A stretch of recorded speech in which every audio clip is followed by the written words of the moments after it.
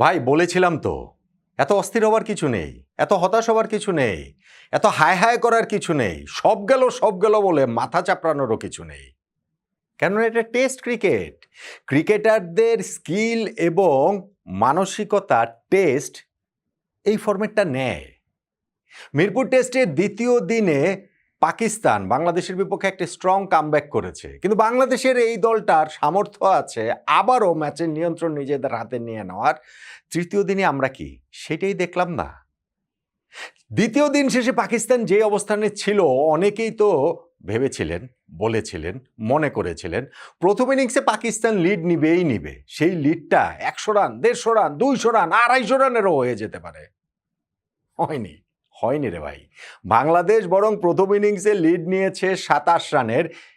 আমি তো বলবো এই লিডটা খুব সহজেই অন্তত পক্ষে 100 রানের হতে পারত, 127 রানেরও হতে পারত। ওই যে হয়নি, সেইটাই বাংলাদেশের এই মিরপুর টেস্টের তৃতীয় দিনের সবচেয়ে বড় হতাশা, আক্ষেপ, হাহাকারের জায়গা।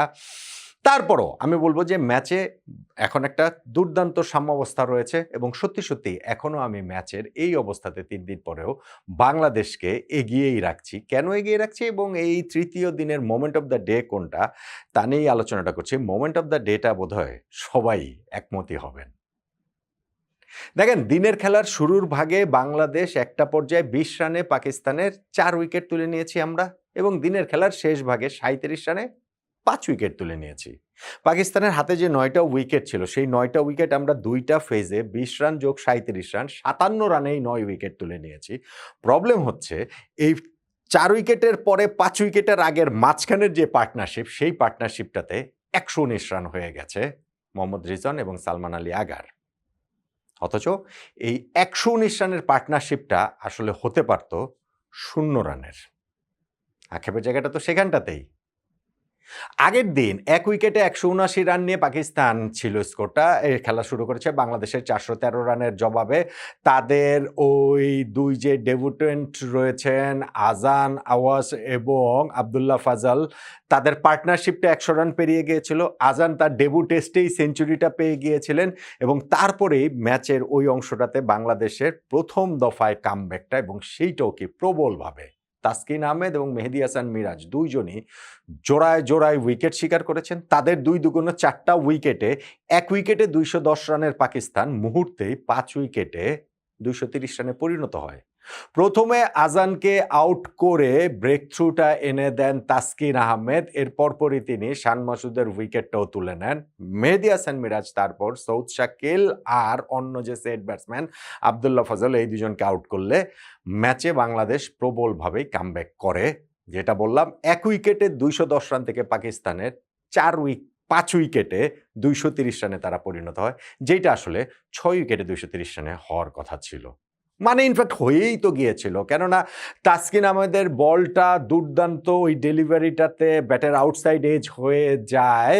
সালমান আলী আগার কিপার লিটন দাস সেটা আরাম করেই গ্লাভসে জমান এবং পুরো বাংলাদেশ দল উল্লাসে মেতে ওঠে। কিন্তু মুহূর্তেই আসলে সাইরেন বেজে ওঠে এই শেরেবাংলা জাতীয় ক্রিকেট স্টেডিয়ামের ওই সাউন্ড সিস্টেমটাতে, অর্থাৎ তাসকিন বোলিং করার সময় ওভারস্টেপিং করেছেন, তার নো বল হয়েছে। ওই যে নো বলে বেঁচে গেলেন সালমান আলী আগা, তিনি তখন 0 রানে, এবং পাকিস্তানের কি ভয়াবহ বিপর্যয়ের মধ্যে তাদের আমরা ঠেলে দিয়েছিলাম, আরও বিপর্যয়ে ঠেলে দিতে পারতাম। ওই একটুখানি ভাগ্যের সহায়তা পাকিস্তান পেয়েছে, আমাদের একটুখানি দুর্ভাগ্য। ঠিক আছে, ভাগ্য দুর্ভাগ্য এটা তো স্কিলেরও ব্যাপার। আপনি নো বলটা মানে কতটা কখন করছেন না, কত কম করতে পারেন। সো ওই জায়গাটা তো আমাদের একটু মানে তাসকিনের একটু পুওর এক্সিকিউশন হয়েছে, সেটা বলতে পারি, কিন্তু দুর্ভাগ্যের জায়গাটাই আমার কাছে মনে হয় বেশি। এবং এই যে সুযোগটা পেলেন সালমান আলী আগা, মোহাম্মদ রিজনের সঙ্গে পার্টনারশিপটাতে 119 রানে দিয়ে দিলেন, এবং সেইখানটাতে তো একসময় বাংলাদেশকে হতাশই মনে হচ্ছিল।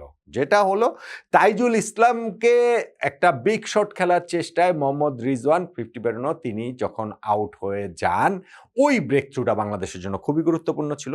ব্রেক থ্রুটা আমরা পেয়ে গেলাম। তারপরে হচ্ছে গিয়ে মিরপুর স্টেডিয়ামে ঝুমঝুমিয়ে বৃষ্টি নামলো, এমন বৃষ্টি যে আজকে আর খেলা শুরু করা যাবে না, ওইখানে টি ব্রেক দিয়ে দিলে তো ওই আজকে আর খেলা শুরু করা যাবে বলে মনে হয়নি, কিন্তু মিরপুরের ড্রেনেজ সিস্টেম আসলে ট্রিমেন্ডাস, অসাধারণ, এবং সত্যি সত্যি আমরা খেলা শুরু করতে পারলাম। খেলা শুরু করবার খুব বেশি সময় খেলা হয়নি, কিন্তু সেইটা পাকিস্তানের শেষ 4টা উইকেট তুলে নেওয়ার জন্য যথেষ্ট। আমরা ওদেরকে অল আউট করে দিতে পেরেছি। আবার খেলা শুরু হওয়ার পর সালমান আলী আগা 50 পেরোনো, তার উইকেটটা তুলে নিলেন নাহিদ রানা, উইকেটের পেছনে ক্যাচ দিয়েছেন, এবং নাহিদ রানার এই টেস্টটা কিন্তু খুব ভালো কাটেনি। 21 ওভার বোলিং করে কত 104 রান দিয়েছেন মনে হয়, মানে হচ্ছে গিয়ে ওভার প্রতি 5 রান করে তিনি দিয়ে দিয়েছেন প্রায়। কিন্তু এই গুরুত্বপূর্ণ ব্রেক থ্রুটা এনে দিয়েছেন। তারপরে মিরাজ পরপর 2টা উইকেট তুলে পেস বোলারদের সহায়ক উইকেটে 5 উইকেট নিয়ে নিলেন স্পিনার হিসাবে মেহেদী হাসান মিরাজ। ট্রিমেন্ডাস তার বোলিং এফোর্টটা ছিল, এবং তাইজুল লাস্ট উইকেটটা যখন তুলে নেন, পাকিস্তান 386 রানে অল আউট হয়ে যায়। বাংলাদেশ